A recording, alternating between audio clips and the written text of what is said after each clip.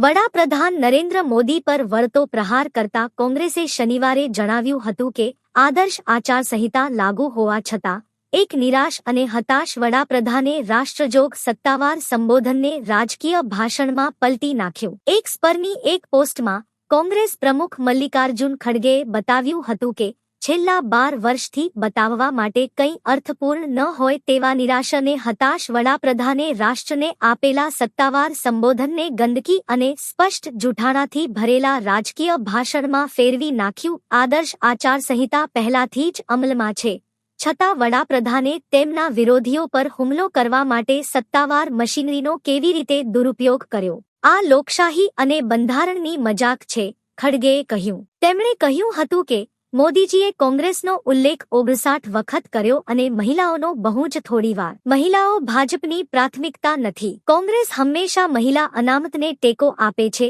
અમે જ તે પક્ષ હતા જેણે 2010માં રાજ્યસભામાં મહિલા અનામત બિલ પસાર કર્યું હતું, જેથી તે રદ ન થાય.